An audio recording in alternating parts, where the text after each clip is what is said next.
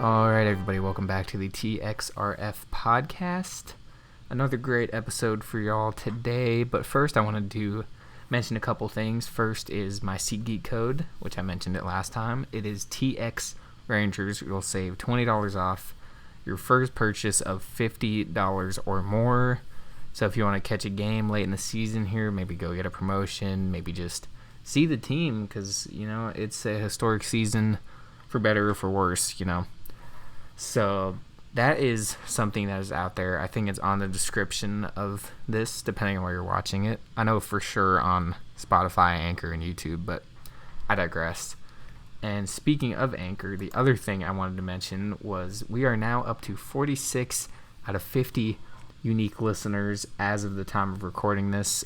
For those who listened to last week's episode, I did mention that once we get to 50 unique listeners, Anchor will let me monetize the podcast, get sponsorships rather, and help me keep this thing going. So I believe we were at 29 last time, maybe even less, might have been like 23 or something, but 46 now.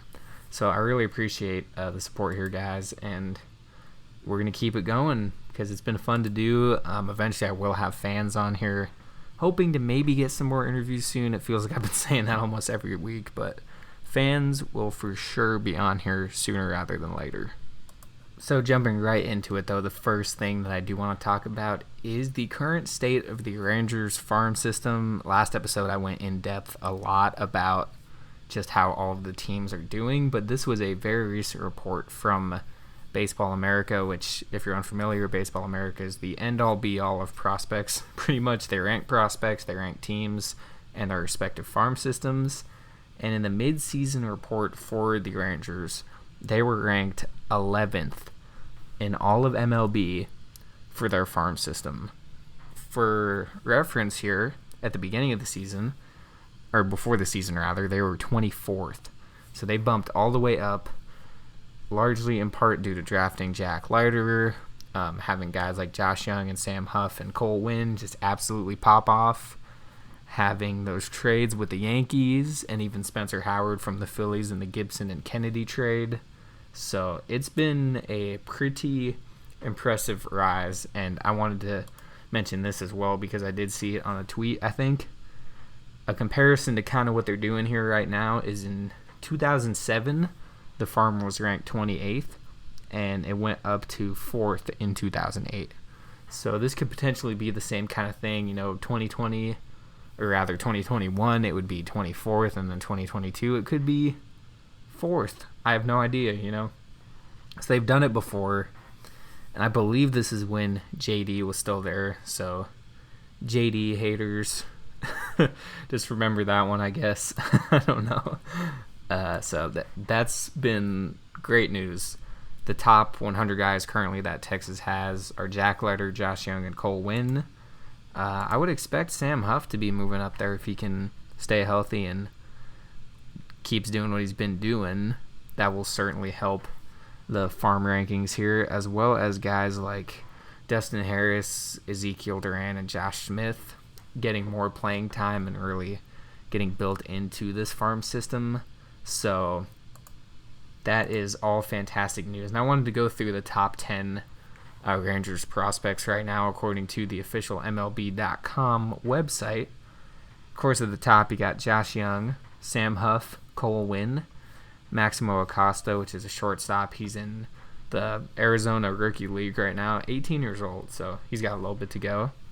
Justin Foscue, Luis Angel Acuna, who I've talked about a lot as, of course, Ronald Acuna's brother. Josh Smith, Ezekiel Duran, both from the Yankees trade, I think. Is Josh Smith from that trade? I think so. Davis Wenzel, who was in Double-A. I think it says he's in the Rookie League here, but I think he's maybe doing like a rehab assignment. And then Sherton Apostle, who is a third baseman. So pretty solid top 10 here. And some big guys outside of the top 10 as well. Anderson Tejeda at 11, Steele Walker at 12, David Garcia at 14. 13 is Ricky Vanasco. I honestly don't know who that is, but he's in high A right now. So y'all get the gist. I wanted to briefly mention that, and this one's interesting as well. DJ Peters is 27th because he is still a prospect despite his age. So that's another one that's kind of interesting there. But that is all I really wanted to say about the farm system. Just keep in your mind that they are going up in the rankings. That's huge. Being in the top 10 means you're in the top third of the best farm teams. So they're basically top 10. I mean, they're one spot out of it. Guys like Leiter and Huff and whoever else will bump it up, because I think this is technically without Leiter even throwing an inning of professional baseball. So pretty impressive stuff there. The next thing I wanted to discuss here was the MLB on Fox Instagram account posted today the top 5 and bottom 5 best and worst teams based on their free agent acquisitions, and this was from Fangraphs based on their wins above replacement with a new team. So number 1 was the Blue Jays, 2 was San Francisco, 3 was the Mets, 4 was Kansas City, and 5 was the White Sox. And then the bottom 5, you might guess who's on there.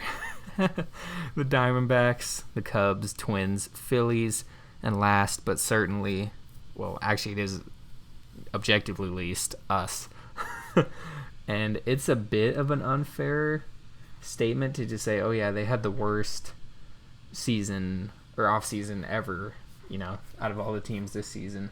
And it's just because they didn't sign anyone. The biggest signing I can think of was David Dahl, and he didn't pan out, unfortunately. Milwaukee actually just signed him today to a minor league deal, I think, and they had the same reaction that we had. Oh, this is a great deal, cheap, he's got a high ceiling, da-da-da, but it just doesn't fully work out that way. So it's unfortunate, but they didn't really sign anyone, so I don't know what exactly was expected on there. And before I get into y'all's unpopular opinions, I did want to send a shout out here to Oakland A's pitcher Chris Bassett, who was carted off the field tonight after taking a line drive to the head. My thoughts are with him and his family. I hope he is okay. I've seen a lot of ugly incidents of people getting hit on the head as pitchers and as batters, so it's never a good thing, and I hope he is doing okay and will recover very swiftly.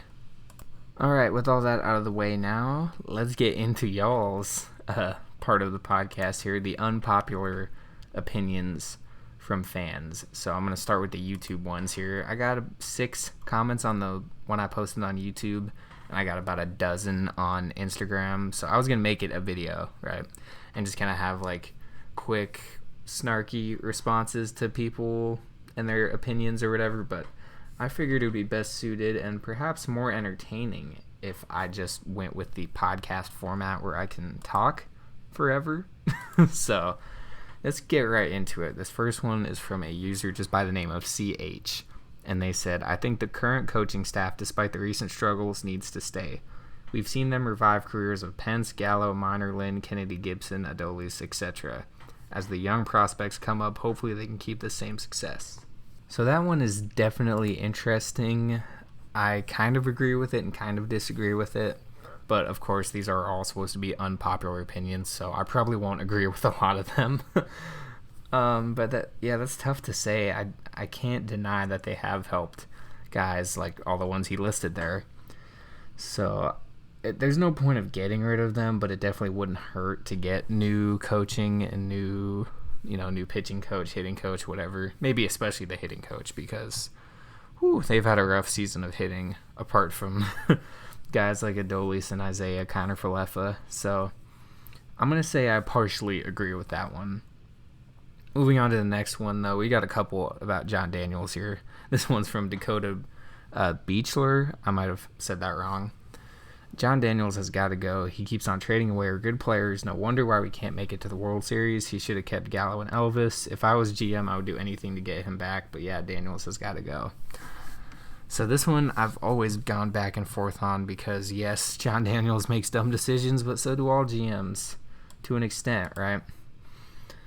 As far as keeping Gallo and Elvis, I agree with keeping Gallo maybe, although it seems like the return they got's pretty good.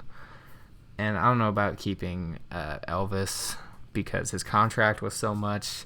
I know he wanted to be here, but they couldn't seem to renegotiate it to where he'd be getting a lot less money because after that 2018 season, he kind of went on a huge decline. So that's besides the point, though. Once again, it wouldn't hurt for John Daniels to leave, but I don't know if that's why we won't make it back to a World Series. I think it's because of the owners and the fact that they won't spend money in the offseason, which I saw an article the other day that mentioned there should be a off-season minimum spending, and I do agree with that because teams like the Rangers refuse to spend in the offseason. I mean, the biggest signing they had this last offseason was David Dahl, 4 years, $12 million, I think. So that's, in these days, it's nothing, you know. So I don't know. I think it's more on the owners than JD, but it seems like he has maybe gotten a bit stagnant at times, and with Chris Young coming in, which I made a video about the Chris Young effect, so to speak, I think that has revitalized JD a little bit, but I don't know. That's a tough one as well. Next one is from Jim Halpert. Our AA team is probably better than our starters, especially when Jack Leiter comes in. I'm very excited with our young talent and hope we can keep adding young players like in our recent trades. So that one I'm not going to disagree with because I've watched Frisco in person and I've looked at the numbers. And yeah, they probably are better than the Rangers. I mean, they literally have more wins in much less games. So, yeah, there's a reason they're not calling all those guys up yet, like Young and Huff and Wynn, because they want them to keep developing. And clearly there's nothing to lose left in this season. So, it's just not worth it. But I will probably agree on that one. The team is better than the MLB team, especially when they get Jack Leiter. Another John Daniels take here. This is from Tyler McCrew. John Daniels has torn apart this team, and it sucks. He couldn't even keep a World Series team together for 3 or 4 years. I mean, some of it's his fault. Nelson Cruz was the one that got suspended for steroids, so that kind of bumped him off that. And, some of the guys did regress a little bit after the World Series years from 2009 to 2012. Obviously, Josh Hamilton had his issues. Ian Kinsler was still good and then was infinitely mad that they traded him. So that one might have been a blunder, especially since the Prince Fielder trade unfortunately didn't pay off. And Fielder was amazing when he was healthy, but very tragic what happened to him in those later seasons. I don't know. I already shared my thoughts on John Daniels, so I'll move on to the next one here. And on the topic of Ian Kinsler, the next two are actually about him. This is from Andrew Nebo, who says, Ian Kinsler is a 5-tool player. I would agree. I'd actually disagree because he is not playing right now. And that was a stupid joke. But no, he was certainly a 5-tool player. Had the defense, had the arm, had the batting, he had the power. So I think that was only 4 tools that I named. I don't remember what all 5 of them are. Was speed? I think that's the 5th one. So he had everything going there. I would agree. Certainly underrated in his time. And this last one on YouTube is from Alex Smith, who says, Ian Kinsler should be our manager. I don't know if he'd want to be. I don't know what he's up to, actually, these days. But it would be interesting. There's a weird dynamic with having former players be a manager of the same team because they have this reputation. I've seen a lot of people say Beltre should be the manager, so that's why I've thought about this before. They have this reputation of what you think about him already, right? Guys like Beltre, people love him. Kinsler is a mixed bag a little bit because of how he acted when they traded him. So you have that going already, and then based on the team's performance, you will sway totally. I would guarantee if they hired Adrian Beltre this next season, let's say, fired Chris Woodward, everyone would be ecstatic. And then when the team next year loses 80, 90 games again, then people would be like, Beltre sucks, oh, he's the worst, I can't believe they did this. Even though it is Adrian Beltre we're talking about here, one of the best third basemen of all time, perhaps the greatest Ranger of all time behind Pudge Rodriguez. So it's something you don't necessarily want to deal with. If you're the player, if you're the team, sure, you get a lot of people going to games. Be like, oh my God, I watched that guy like 5 years ago and now he's managing the team. So it'd be good marketing, which the team is good at marketing. I will say that because they've been putting butts in seats this whole season, despite winning 40-something games so far. And actually, the night I'm recording this, they only sold 15,000 tickets. It was the lowest attendance of the season. So maybe people are finally starting to just get over it, but that's for a different discussion. So on that one, I would say Ian Kinsler should not be our manager, at least not right now. So that was a doozy, and we're not even on the Instagram ones yet. Moving on to the Instagram ones, we have a lot. So I'm going to try not to say too much about it, but we are at about the 16-minute mark in the podcast here. So we got lots of time. I have no time limit on how long I make these. If there's some redundant ones, I might skip over it or just not say much, but we'll see. I haven't read most of these yet. First one is from a user by the name of CN Ortega 1981.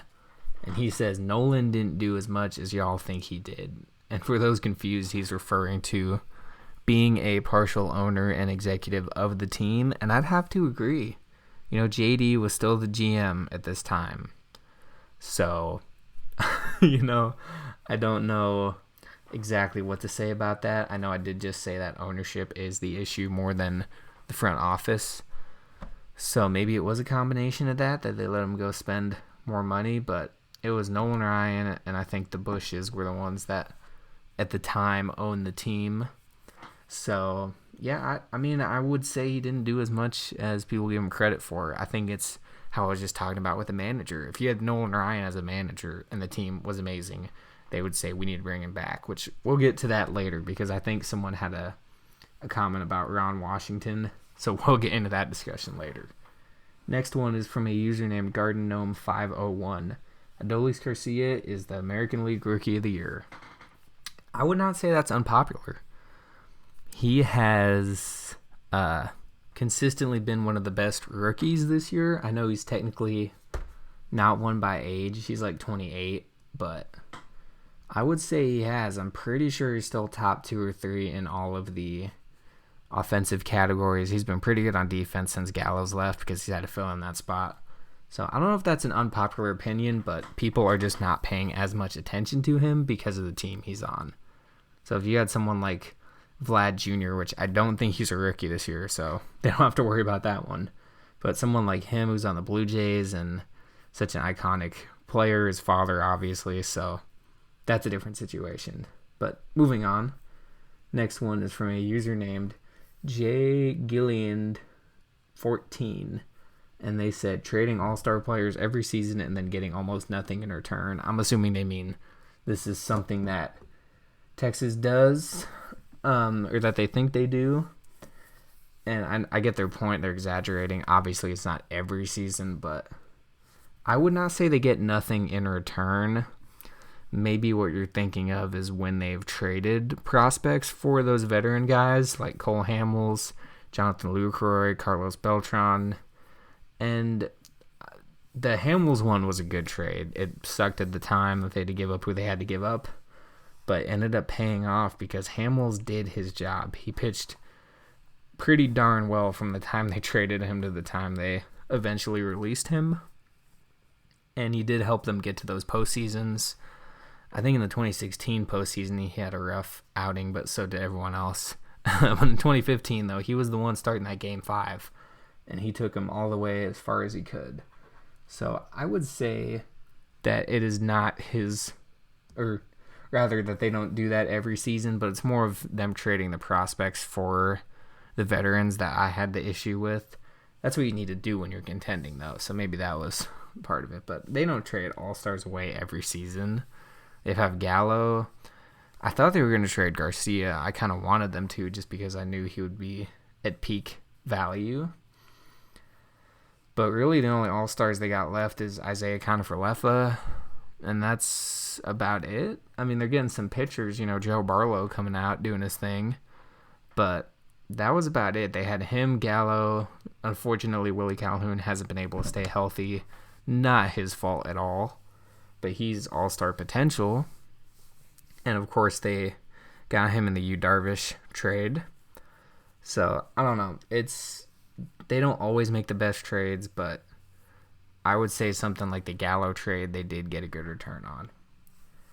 Next one here is from 1017 Enrique, who says it can be a fun team to watch sometimes. That it can. And they have some fun moments. Garcia, when he was really at the beginning of the season, starting to get some traction, and the whole El Bombi thing, that was really fun to watch. Seeing guys come up like Yanni Hernandez get their chance and contribute as well too. Not just getting at bats, but contributing. Those are fun. They've had a couple walk-offs. I was at the Adolis Garcia walk-off against Houston, which was their first game back into Arlington since the whole cheating thing, at least with fans in attendance. So that was cool. But yeah, it can be a fun team to watch. And sometimes there's a weird, charisma to these teams in this kind of season where you just have a soft spot for some of the players. So I would agree on that one. Next one is from Kelton_Crusaders 17, and they said Joe Barlow should be the closer. I agree. This was from August 13th, I think, when I asked this, maybe the 12th. But as of recording this, he has pretty much been crowned the closer. So I think that is no longer an unpopular opinion, but I do agree with it either way. Next one is from Landon L_18. Adolis Garcia will be a one-year wonder, and his strikeouts will catch up to him. This was kind of my point earlier, talking about how I kind of wanted them to trade him. He hasn't quite been the same since the All-Star break. I don't know the numbers off the top of my head, but I do feel like he's been in a pretty big decline, and he had some tough numbers to follow up from in the first half. So by no means a bad player, but he certainly fits the bill of the 3 outcome kind of guy these days. The home run, walk, or strikeout. Actually, he doesn't walk very much, so really home run or strikeout, or he'll just smash a double down the line or something. So yeah, I think that's certainly an unpopular opinion though, but that's what I've been saying for a large part of this season, once I kind of started to piece together in my mind who he reminded me of and all that. Next one is from Ian_G2424, and he says Willie Calhoun will be non-tendered after the season. I don't think so. They see a lot of potential in him, and he has shown moments of brilliance, but man, he just had a rough time this season staying healthy. Not his fault for the most part. So I don't know if he'll be non-tendered. They might send him or start him in AAA, but it's been an interesting story for Willie Calhoun, and I hope one of these days he does stay healthy and really get his potential out there. Next one is from Doorway Sports, and he says JD is a good GM when it comes to trades and free agents. Once again, we've talked about John Daniels a lot. That's why I had to pause there and just think about what I was going to say. We talked about John Daniels a lot. So y'all know how I feel about him.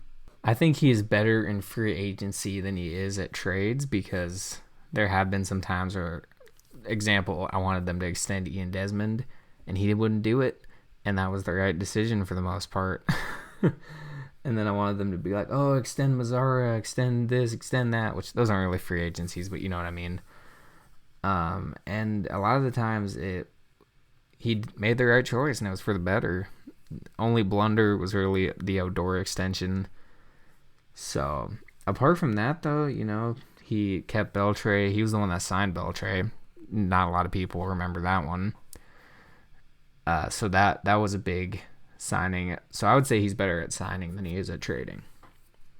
Next one is from Riley_KKG, and they say Justin Foscue is the next big-time second baseman in baseball. That is certainly an unpopular opinion, but I would love to see it.